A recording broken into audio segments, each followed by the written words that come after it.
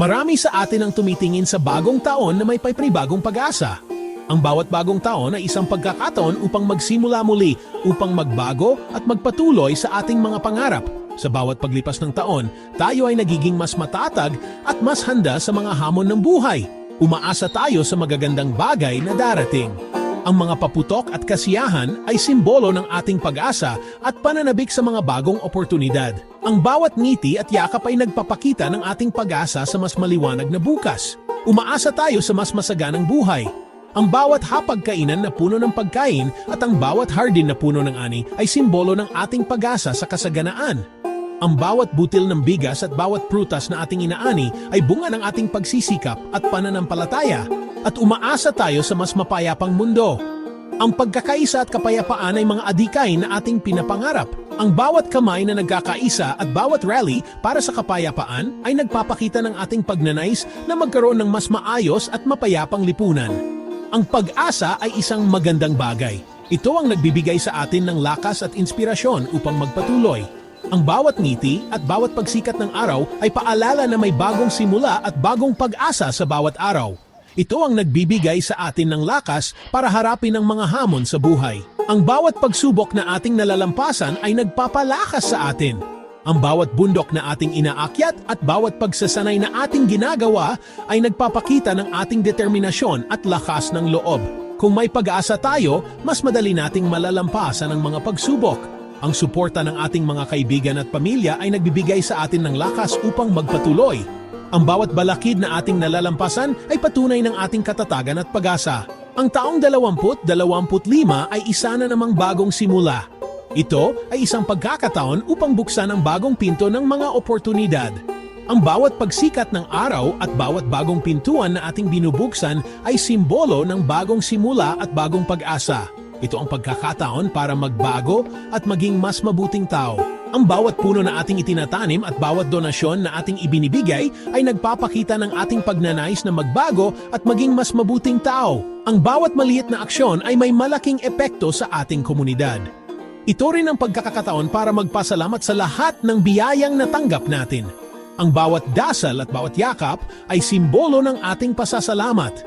Ang bawat biyayang ating natatanggap ay paalala ng pagmamahal at kabutihan ng Diyos. Huwag tayong matakot na mangarap ng ganda para sa taong 2025. Ang bawat pangarap na ating isinusulat at bawat vision board na ating ginagawa ay nagpapakita ng ating pag-asa at pananampalataya sa magandang kinabukasan. Magtiwala tayo sa Panginoon at sa Kanyang plano para sa atin. Ang bawat dasal at bawat sandali ng katahimikan ay paalala ng ating pananampalataya. Ang bawat plano ng Diyos ay para sa ating kabutihan at kaligayahan. Sa paghabol natin sa magandang kinabukasan, mahalagang tandaan na hindi tayo nag-iisa. Nariyan ang Diyos na handang tumulong at gumabay sa atin. Ang pananampalataya sa Diyos ang nagbibigay sa atin ng tunay na pag-asa. Kapag alam nating may Diyos na nagmamahal sa atin, mas madali nating haharapin ang mga pagsubok. Ang pananalangin ay isang malakas na sandata. Sa pamamagitan ng panalangin, na ipaabot natin sa Diyos ang ating mga pangarap at kahilingan. Mas mahalaga, sa panalangin, mas nakikilala natin ang Diyos at ang Kanyang kalooban. Huwag nating kalimutang lumapit sa Diyos. Sa Kanya natin matatagpuan ang tunay na lakas at pag-asa. Maraming kwento ng mga tao na nanatiling matatag ang pananampalataya sa kabila ng mga pagsubok. Ang mga kwentong ito ay nagbibigay inspirasyon at lakas ng loob sa atin, lalo na sa mga panahong tayo ay nahaharap sa mga hamon sa buhay. Sa bawat pagsubok, may mga taong nagiging halimbawa ng tibay ng loob at pananalig sa Diyos. Isa na rito ang kwento ni Job sa Biblia.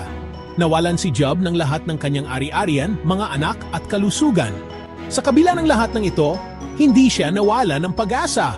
Patuloy siyang nanalig sa Diyos kahit na ang kanyang mga kaibigan at asawa ay pinayuhan siyang talikuran na ang kanyang pananampalataya. Ngunit sa kabila nito, hindi siya sumuko sa Diyos. Sa halip, mas lalo pa niyang pinagtibay ang kanyang pananalig. Ang kanyang kwento ay isang patunay na ang pananampalataya ay hindi nasusukat sa dami ng ating mga ari-arian o sa kalusugan ng ating katawan, kundi sa tibay ng ating loob at pananalig sa Diyos. Nanatili siyang matatag sa kanyang pananampalataya. Ang kanyang kwento ay nagbibigay inspirasyon sa atin na kahit gaano man kahirap ang ating pinagdadaanan, may pag-asa pa rin basta tayo ay may pananampalataya. Isa pang halimbawa ay ang kwento ni Mother Teresa. Kilala siya sa kanyang walang sawang pagtulong sa mga mahihirap at may sakit. Sa kabila ng mga hamon at hirap na kanyang naranasan, hindi siya sumuko. Inialay niya ang kanyang buhay sa pagtulong sa mga mahihirap at may sakit. Ang kanyang dedikasyon at pagmamahal sa kapwa ay nagbigay ng pag-asa at inspirasyon sa maraming tao sa buong mundo. Kahit na mahirap ang kanyang misyon, hindi siya sumuko dahil sa kanyang matibay na pananalig sa Diyos. Ang kanyang kwento ay nagpapaalala sa atin na ang tunay na pananampalataya ay hindi lamang sa salita, kundi sa gawa. Ang mga kwentong ito ay nagpapaalala sa atin na hindi tayo nag-iisa sa ating mga laban. Sa bawat pagsubok, may mga taong handang tumulong at magbigay ng lakas ng loob. Ang pananampalataya ay hindi lamang isang personal na bagay, kundi isang bagay na ating ibinabahagi sa iba. May Diyos na handang tumulong sa atin, lalo na sa mga panahong pakiramdam natin ay wala ng pag-asa. Ang kanyang pagmamahal at gabay ay laging nandiyan upang tayo ay alalayan at bigyan ng lakas ng loob. Sa bawat pagsubok, tandaan natin na may liwanag na naghihintay sa dulo ng ating paglalakbay. Ang panalangin ay hindi lamang pagpapaabot ng ating mga kahilingan sa Diyos. Ito ay isang malalim na pakikipag-ugnayan sa Kanya, isang paraan upang ipahayag ang ating mga saloobin, pasasalamat at mga pangarap. Sa bawat salita at katahimikan, binubuksan natin ang mga puso sa Kanyang presensya. Ito rin ay pakikinig sa Kanyang tinig. Sa katahimikan ng ating mga puso, naririnig natin ang Kanyang mga gabay at paalala. Ang bawat sandali ng panalangin ay isang pagkakataon upang makinig at magmuni-muni. Sa pamamagitan ng panalangin, binibigyan natin ng pagkakataon ng Diyos na magsalita sa ating mga puso. Ang kanyang mga salita ay nagbibigay ng liwanag at direksyon sa ating mga landas, lalo na sa mga panahon ng pag-aalinlangan at pangangailangan. Kapag tayo ay nananalangin, binubuksan natin ang ating mga sarili sa kapangyarihan ng Diyos. Ang kanyang kapangyarihan ay nagbibigay sa atin ng lakas at tapang upang harapin ang mga hamon ng buhay. Sa bawat panalangin, nararamdaman natin ang kanyang presensya na nagbibigay ng kapanatagan. Ang kanyang pag-ibig at awa ay dumadaloy sa atin at binibigyan tayo ng lakas para harapin ang anumang pagsubok. Sa bawat yakap at ngiti, nararamdaman natin ang kanyang pagmamahal na walang hanggan. Huwag nating maliitin ang kapangyarihan ng panalangin. Ito ay isang malakas na sandata na magagamit din sa ating pang-araw-araw na buhay. Sa bawat pag-usal ng dasal, nagkakaroon tayo ng lakas at pag-asa. Ito ay isang malakas na sandata na magagamit natin sa ating pang-araw-araw na buhay. Sa bawat pag-usal ng dasal, nagkakaroon tayo ng lakas at pag-asa. Ang panalangin ay nagbubuklod sa atin bilang isang pamilya at komunidad. Sa tuwing tayo ay nakakaramdam ng panghihina, manalangin tayo. Hingin natin ang tulong ng Diyos at magtiwala tayo na sasagutin niya tayo sa kanyang perpektong panahon.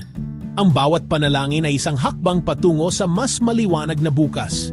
Hingin natin ang tulong ng Diyos at magtiwala tayo na sasagutin niya tayo sa kanyang perpektong panahon. Sa bawat pag-usal ng dasal, nararamdaman natin ang kanyang gabay at pagmamahal na nagbibigay sa atin ng lakas at pag-asa sa bawat araw. Walang buhay na perpekto. Lahat tayo ay dumaraan sa mga pagsubok. Ngunit ang mahalaga ay kung paano natin ito haharapin. Kapag tayo ay may pananampalataya sa Diyos, mas madali nating makikita ang liwanag sa gitna ng kadiliman. Alam natin na hindi tayo pababayaan ng Diyos at may magandang plano siya para sa atin. Ang mga pagsubok ay hindi hadlang sa ating kaligayahan. Ito ay mga pagsubok lamang na magpapatatag sa atin at maglalapit sa atin sa Diyos. Tandaan natin na ang Diyos ay laging kasama natin, lalo na sa mga panahong pakiramdam natin ay nag-iisa tayo. Sa kabila ng mga pagsubok, mahalagang matuto tayong magpasalamat. Ang pasasalamat ay nagbubukas ng ating mga puso sa mga biyayang ibinibigay sa atin ng Diyos. Kapag tayo ay marunong magpasalamat, mas napapansin natin ang mga magagandang bagay sa ating buhay. Mas nagiging positibo ang ating pananaw at mas madali nating nararamdaman ang pagmamahal ng Diyos. Magpasalamat tayo sa ating pamilya, mga kaibigan, trabaho at sa lahat ng magagandang bagay na mayroon tayo. Ang pasasalamat ay isang simpleng paraan para ipakita sa Diyos na pinapahalagahan natin ang lahat ng kanyang biyaya. Habang tinatahak natin ang taong 2025, tandaan natin na puno ito ng pag-asa. Magtiwala tayo sa Diyos at sa Kanyang plano para sa atin. Huwag tayong matakot na mangarap ng maganda. Manalangin tayo at humingi ng gabay sa Diyos. At higit sa lahat, magpasalamat tayo sa lahat ng biyayang natatanggap natin. Naway ang taong 2025 ay maging isang taon ng pagpapala, kapayapaan at pag-ibig para sa ating lahat.